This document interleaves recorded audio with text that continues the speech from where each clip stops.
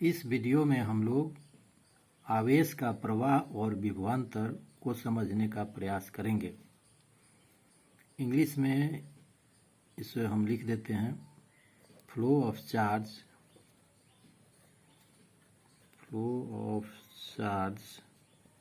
And potential difference.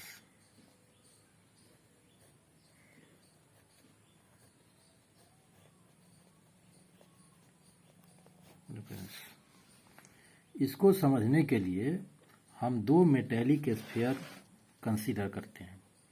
दो metallic sphere लेते हैं, एक मेटेलिक स्फीयर यह हुआ और एक मेटेलिक स्फीयर यह हुआ। दो मेटेलिक स्फीयर लिए, दो ऐसा मेटेलिक स्फीयर लिए जिसमें समान मात्रा में धन आवेश और समान मात्रा में ऋण आवेश रहता है। समान मात्रा में धन आवेश रहेगा, जितना धन आवेश रहेगा उतना ही ऋण आवेश भी रहेगा। ऐसा मेटेलिक स्फीयर हम लोग कंसीडर किए हैं जिस पर समान मात्रा में धन आवेश और समान मात्रा में ऋण आवेश मौजूद होता है। मतलब two metallic sphere having same amount of positive charge and negative charge. एक स्फीयर का नाम हम लोग P रख देते हैं और एक स्फीयर का नाम हम लोग N रख देते हैं। इसके बाद दोनों स्फीयर के बीच में हम एक पॉइंट कंसीडर करते हैं जिसका नाम हम रखते हैं B। एक और पॉइंट कंसीडर करते हैं जिसका नाम हम रख देते हैं A। पॉइंट B पर एक पॉजिटिव चार्ज हम रखते हैं Q। यह जो Q चार्ज है यह पॉजिटिव चार्ज है, मतलब धन आवेश से आवेशित चार्ज है। अब इस आवेश पर यह जो पॉजिटिव चार्ज Q है इस पर लगने वाले फोर्स के संबंध पर हम चर्चा करते हैं। यह जो Q चार्ज है किस पॉइंट पर है? पॉइंट B पर है। तो पॉइंट B पर Q आवेश है, यह पॉजिटिव चार्ज है। Q पॉजिटिवली चार्ज है, जिसका नतीजा यह होगा कि यह जो स्फीयर N निगेटिवली चार्ज है और यह Q चार्ज, दोनों के बीच फोर्स ऑफ अट्रैक्शन लगेगा। मतलब दोनों के बीच आकर्षण बल लगेगा। यह आकर्षण बल किस डायरेक्शन में होगा? तो इस डायरेक्शन में होगा, अर्थात यह आकर्षण बल जो लग रहा है, फोर्स ऑफ अट्रैक्शन लग रहा है, वह राइट साइड में लग रहा है। किसके द्वारा? स्फीयर N के द्वारा। अब इस स्फीयर के और इस चार्ज के बीच लगने वाले फोर्स को हम लोग कंसीडर करेंगे। यह स्फीयर पॉजिटिवली चार्ज है, यह Q जो है पॉजिटिव चार्ज है, तो दोनों के बीच फोर्स ऑफ रिपल्सन लगेगा। आप जानते हैं कि समान आवेश एक दूसरे को प्रतिकर्षित करते हैं। मतलब सेम चार्ज रिपल्सेस ईच अदर, एक दूसरे को प्रतिकर्षित करते हैं, एक दूसरे को दूर हटाते हैं। तो इस स्फीयर के द्वारा इस पर जो फोर्स लगेगा वह भी इस डायरेक्शन में लगेगा, अर्थात यह चार्ज Q पर जो फोर्स लगेगा वह भी राइट डायरेक्शन में लगेगा। इसके बाद हम इस चार्ज को, यह जो Q चार्ज है, पॉइंट B पर जो चार्ज है, इस चार्ज को हम चाहते हैं कि इसको पॉइंट A की तरफ ले जाएं। Q चार्ज को जब पॉइंट A की तरफ ले जाएंगे तो इस पर लगने वाला जो फोर्स राइट साइड में लग रहा है, इसके अगेंस्ट हमको फोर्स लगाना पड़ेगा। इस चार्ज को, पॉजिटिव चार्ज को हम जब पॉइंट A की तरफ ले जाएंगे तो इस पर हमको बल लगाना पड़ेगा। कोई एक्सटर्नल एजेंट अगर इसको इस साइड में ले जा रहा है, P की तरफ ले जा रहा है, स्फीयर P की तरफ जब इसको हम ले जाएंगे तो इस पर हमको बल लगेगा राइट साइड में, N की तरफ बल लगेगा। यानी कि हमको फोर्स लगाना पड़ेगा, इस डायरेक्शन में फोर्स लगाना पड़ेगा। यह फोर्स लगाएंगे इधर, तब यह इसको इधर ले जा सकेंगे। मतलब यह हुआ कि Q चार्ज को हमको पॉइंट A की तरफ ले जाने में बल लगाना पड़ेगा। और जब बल लगाना पड़ेगा तो यहाँ पर वर्क डन होगा। चूँकि हम जानते हैं वर्क डन जो होता है F इंटू एस, मतलब फोर्स और डिस्प्लेसमेंट का प्रोडक्ट होता है। तो इस पर तो फोर्स लगा रहे हैं पॉइंट ए की तरफ ले जाने में, कुछ डिस्प्लेसमेंट भी तय हो रहा है, सेम कुछ किसी खास डायरेक्शन में ले जा रहे हैं तो डिस्प्लेसमेंट हो रहा है। तो यहाँ पर वर्क डन हुआ। जैसे जैसे हम पॉइंट बी से पॉइंट ए की तरफ चार्ज को ले जाएंगे तो फोर्स भी बढ़ेगा। तो जब फोर्स बढ़ेगा तो वर्क डन भी बढ़ेगा। मतलब इस पॉइंट से इस पॉइंट पर जैसे जैसे हम लेते जाएंगे वर्क डन का मान बढ़ता जाएगा। यानी कि पॉइंट ए पर जो वर्क डन होगा वह अधिक होगा, पॉइंट बी पर जो वर्क डन होगा वह कम होगा। इसका मतलब यह हुआ कि वर्क डन बढ़ेगा। जैसे इस पॉइंट पर जो वर्क डन होगा वो थोड़ा कम होगा, इस यहाँ पर लाएंगे वर्क डन और बढ़ेगा, चूँकि फोर्स ज़्यादा बढ़ेगा। यहाँ पर लाएंगे और फोर्स बढ़ेगा, वर्क डन बढ़ता जाएगा। यहाँ पर और फोर्स बढ़ जाएगा, वर्क डन बढ़ जाएगा। तो वर्क डन बढ़ते गया। इसको यहाँ से यहाँ तक लाने में कुछ कार्य करना पड़ा। तो जब कुछ कार्य करना पड़ा तो यहाँ पर पोटेंशियल भी बढ़ेगा। जैसे ही कुछ कार्य होता है, कुछ वर्क डन होता है तो पोटेंशियल बढ़ जाता है। पोटेंशियल होता क्या है इसको समझिए। हमको क्यू चार्ज को पॉइंट ए से पॉइंट बी से पॉइंट ए तक लाने में वर्क डन कितना हुआ, W हुआ। मान लेते हैं कि वर्क डन W हो गया। क्यू चार्ज को ए से बी से ए तक लाने में वर्क डन W हुआ। तो यूनिट चार्ज को लाने में कितना वर्क डन हो जाएगा, W/Q। तो यह जो वर्क डन हुआ, इसी वर्क डन को हम कहते हैं पोटेंशियल डिफरेंस। इसको सूचित करते हैं हम V से। तो यहाँ से हम क्या कंक्लूजन निकाले, यहाँ से कंक्लूजन यही निकला कि दो स्फीयर है, स्फीयर P और स्फीयर N। एक स्फीयर पॉजिटिवली चार्ज है, एक स्फीयर निगेटिवली चार्ज है। सेम अमाउंट में पॉजिटिव चार्ज है, उतना ही अमाउंट में निगेटिव चार्ज है। जैसे ही किसी चार्ज को पॉइंट बी से पॉइंट ए की तरफ हम ले जाएंगे, हमको फोर्स लगाना पड़ेगा। अब फोर्स लगाना पड़ेगा तो वर्क डन होगा, अब वर्क डन होगा तो पोटेंशियल डिफरेंस क्रिएट होगा। तो पोटेंशियल डिफरेंस इस पॉइंट पर अधिक होगा। क्यों अधिक होगा? क्योंकि यहाँ पर वर्क डन अधिक हुआ है और पोटेंशियल डिफरेंस जो होता है वह वर्क डन के प्रोपोर्शनल होता है। वर्क डन अधिक होगा, पोटेंशियल डिफरेंस क्या होगा, ज़्यादा हो जाएगा। वर्क डन ज़्यादा, पोटेंशियल डिफरेंस अधिक। वर्क डन कम, पोटेंशियल डिफरेंस कम। यहाँ देखिए, वर्क डन अधिक होगा, पोटेंशियल डिफरेंस अधिक होगा। वर्क डन कम होगा, पोटेंशियल डिफरेंस कम होगा। मतलब यहाँ का जो पोटेंशियल होगा वह अधिक होगा। VA का जो पोटेंशियल है वो अधिक है, VA पोटेंशियल अधिक होगा VB की तुलना में अधिक होगा। इसके बाद हम एक चार्ज को फिर इसको दूसरे ढंग से हम समझते हैं कि मान लेते हैं कि यह जो Q पॉजिटिव चार्ज है B से A की तरफ गया। तो यहाँ का सिचुएशन आप यहाँ से समझे कि फोर्स इस पर इस डायरेक्शन में लग रहा है, हम इसको इधर ले जा रहे हैं। जब इधर ले जाएंगे तो फोर्स बढ़ेगा तो वर्क डन बढ़ेगा तो पोटेंशियल बढ़ जाएगा। अब यहाँ पर चार्ज Q रखते हैं, positive charge Q point A पर रखते हैं। इस चार्ज को हमको इधर ले जाना है। इसको ऐसे समझिए, मान लेते हैं कि स्फीयर, फिर एक स्फीयर बनाते हैं हम, स्फीयर ही है, एक स्फीयर ही हुआ। ये स्फीयर पॉजिटिव चार्ज हो गया। जितना अमाउंट में पॉजिटिव चार्ज है उतना ही अमाउंट में यहाँ निगेटिव चार्ज है। इस स्फीयर का नाम P रखिए, इसका नाम N रखिए।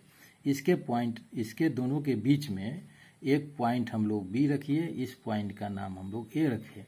अब एक पॉजिटिव चार्ज को हमको ले जाना है कहाँ, A से B की तरफ ले जाना है। अब यह पॉजिटिव चार्ज है, यह स्फीयर पॉजिटिवली चार्ज है। तो पॉजिटिवली चार्ज है मतलब धन आवेश से आवेशित है, तो इस पर फोर्स लगेगा, फोर्स ऑफ रिपल्सन। यह इसको इस डायरेक्शन में फोर्स लगाएगा। यह स्फीयर इस चार्ज पर इस डायरेक्शन में मतलब राइट साइड में फोर्स लगाएगा। अब यहाँ देखिए, यह स्फीयर जो है निगेटिवली चार्ज है, यह पॉजिटिवली चार्ज है, तो पॉजिटिव चार्ज और निगेटिव चार्ज के बीच फोर्स ऑफ अट्रैक्शन लगेगा। फोर्स ऑफ अट्रैक्शन लगेगा तो स्फीयर एन और इसके बीच आकर्षण का बल लगेगा। आकर्षण का बल लगा तो यह जो चार्ज है इस डायरेक्शन में आएगा, मतलब इस पर भी फोर्स लग रहा है, वह इधर लग रहा है। अब किसी एक्सटर्नल एजेंट के द्वारा हम इसको यहाँ से यहाँ ले जाना चाह रहे हैं, तो जैसे ही इधर से इधर हम ले जाएंगे, हमारा जो फोर्स है वह धीरे धीरे हमको ले जाने में सहूलियत होगी। फोर्स हमको नहीं लगाना पड़ेगा, यह खुद इसको इधर खींच लेगा। चूँकि इस पर फोर्स इसी डायरेक्शन में लग रहा है, राइट साइड में लग रहा है, यह भी इसी डायरेक्शन में खींच रहा है, तो हमको फोर्स लगाना नहीं पड़ेगा। कम फोर्स, बिना फोर्स के ही चला जाएगा, स्वतः खींचा के चला जाएगा। इसका मतलब यह हुआ कि इसको यहाँ से पॉइंट ए से पॉइंट बी तक ले जाने में हमको कम फोर्स लगाना पड़ा। तो कम फोर्स लगाना पड़ा, इसका मतलब हुआ कि वर्क डन कम हुआ। अब वर्क डन कम हुआ तो पोटेंशियल कम हुआ। इसका मतलब है कि यहाँ पर पोटेंशियल कम होगा और यहाँ पर पोटेंशियल ज़्यादा होगा। ठीक उसी तरह आप यहाँ समझ सकते हैं पहले वाली केस में, यहाँ पर जो इसको इस पॉइंट से इस पॉइंट पर हम ला रहे थे तो वर्क डन बढ़ रहा था, तो वर्क डन बढ़ेगा तो पोटेंशियल बढ़ेगा। तो यहाँ पर पोटेंशियल अधिक है, पोटेंशियल भी आपको बता रहे हैं कि पोटेंशियल भी अधिक है। यहाँ देखिए पोटेंशियल भी पर अधिक है, पॉइंट बी पर पोटेंशियल कम है। फिर इस केस में भी हम अगर देखते हैं तो यहाँ पर पोटेंशियल ज़्यादा है, यहाँ पर पोटेंशियल कम है। इसका मतलब हुआ कि पॉजिटिवली चार्ज जो बॉडी होता है, धन आवेश से आवेशित वस्तु होता है, उसका पोटेंशियल अधिक होता है, और ऋण आवेश से आवेशित जो वस्तु होता है उसका पोटेंशियल कम होता है। तो इसको पॉइंट में आप लिख सकते हैं, positively charge body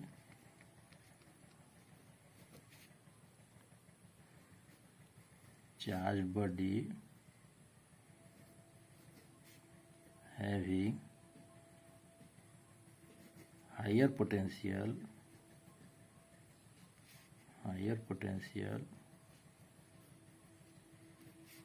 than negatively charged body.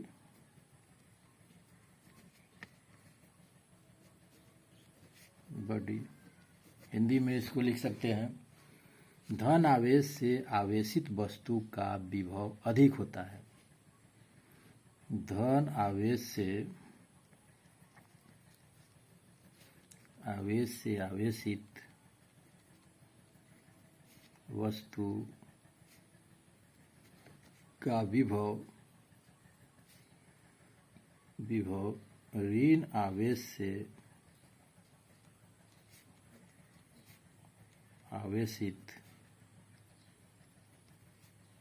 वस्तु की तुलना में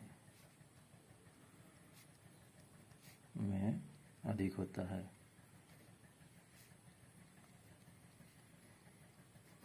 मतलब यह हुआ कि धन आवेश से आवेशित जो वस्तु है वह उच्च विभव पर है, और ऋण आवेश से आवेशित जो वस्तु है वह निम्न विभव पर है। धन आवेश से आवेशित वस्तु उच्च विभव पर होता है और ऋण आवेश से आवेशित वस्तु निम्न विभव पर होता है। अब एक केस और देखिए, मान लेते हैं कि एक स्फीयर है जो पॉजिटिव चार्ज है, पी नाम है इसका। एक स्फीयर है एन है जो नेगेटिव चार्ज है, और इस दोनों के बीच एक धन आवेश को हम फ्रीली छोड़ देते हैं। यह Q जो धन आवेश है इसको हम फ्रीली छोड़ दिए। अब हमको विचार करना है कि धन आवेश जाएगा तो किधर जाएगा। तो इस धन आवेश पर इसके द्वारा फोर्स ऑफ अट्रैक्शन लगेगा, मतलब इधर फोर्स लगेगा, और इसके द्वारा फोर्स ऑफ रिपल्सन लगेगा, प्रतिकर्षण का बल लगेगा, जो इधर ही लगेगा। इसका मतलब है कि जो फ्रीली मूविंग बॉडी है, स्वतंत्र रूप से स्थित जो यहाँ पर बॉडी है, वस्तु है, चार्ज है, यह चार्ज किस डायरेक्शन में जाएगा? P से N की तरफ जाएगा, यह इधर भागेगा, चूंकि फोर्स इस पर इधर की तरफ लग रहा है, इसके द्वारा भी इधर की तरफ, और यह भी इसको इधर की तरफ ही खींच रहा है, तो यह इधर की तरफ जाएगा। इसका मतलब क्या हुआ कि जो फ्री बॉडी है, जो स्वतंत्र अवस्था में जो बॉडी है, मुक्त रूप से गतिमान जो वस्तु है, उसको अगर दो चार्ज के बीच हम रख देते हैं, या पॉजिटिवली चार्ज है, इसको ध्यान रखना है, पॉजिटिव चार्ज है, तो यह P से N की तरफ जाएगा। तो आप जानते हैं कि इसका जो पोटेंशियल है, धन आवेश से आवेशित वस्तु है, इसका पोटेंशियल क्या है? उच्च विभव पर है। यह जो है निम्न विभव पर है, निम्न विभव पर है। तो इसका गति कहाँ होगा? इसका गति इधर हो रहा है, मतलब उच्च विभव से निम्न विभव की तरफ होगा। मतलब कि जो पॉजिटिवली चार्ज बॉडी है, अगर किसी पॉजिटिव चार्ज बॉडी को दोनों स्फीयर के बीच स्वतंत्र छोड़ दिया जाए, इसको दोनों स्फीयर के बीच अगर स्वतंत्र छोड़ दिया जाए, तो इसका जो गति होगा वह उच्च विभव से निम्न विभव की तरफ होगा। यदि किसी पॉजिटिव चार्ज को दोनों स्फीयर के बीच स्वतंत्र छोड़ दिया जाए, तब यह पॉजिटिव चार्ज उच्च विभव से निम्न विभव की तरफ गति करेगा। अगर अब दोनों के बीच फिर से एक केस देखिए, मान लेते स्फीयर P, स्फीयर यहाँ पर N, यह P है, ये पॉजिटिव चार्ज है, यह जो है नेगेटिव चार्ज है। अब किसी ऋण आवेश को यहाँ पर फ्रीली छोड़ दिया जाए, फ्री छोड़ दिया जाए, तब क्या होगा? अब इस पर फोर्स कैसे लगेगा देखिए, या इसको इस साइड में रिपेल करेगा, प्रतिकर्षित करेगा, इस पर फोर्स ऑफ अट्रैक्शन लगेगा कि फोर्स ऑफ रिपल्सन? यहाँ पर फोर्स ऑफ रिपल्सन लगेगा, और यह जो स्फीयर है इसको अपने तरफ खींचेगा, इसका मतलब इस पर फोर्स ऑफ अट्रैक्शन लगेगा, यह इसको इधर खींचेगा, यह इसको इधर प्रतिकर्षित करेगा, और यह जो है इसको इधर आकर्षित करेगा, तो इस पर फोर्स इधर लगेगा।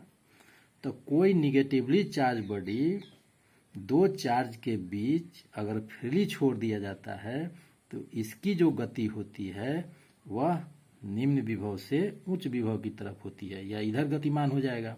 तो यह तो उच्च विभव पर है, उच्च विभव पर है, यह क्या है? निम्न विभव पर है, निम्न विभव पर है। तो इसका जो गति होगा निम्न विभव से उच्च विभव की तरफ। कहने का मतलब ये हुआ कि यदि किसी नेगेटिव चार्ज को दो स्फीयर के बीच स्वतंत्र छोड़ देते हैं, यदि किसी नेगेटिव चार्ज को दो चार्ज स्फीयर के बीच अगर नेगेटिव छोड़ देते हैं, अगर फ्री छोड़ देते हैं, तो नेगेटिव चार्ज जो होता है उच्च विभव की तरफ गति करता है, निम्न विभव से उच्च विभव की तरफ गति करता है। तो इस वीडियो में हम लोग 2-3 पॉइंट समझे, फ्लो ऑफ चार्ज और पोटेंशियल डिफरेंस। तो फ्लो ऑफ चार्ज में आप देख लिए कि दो चार्ज है,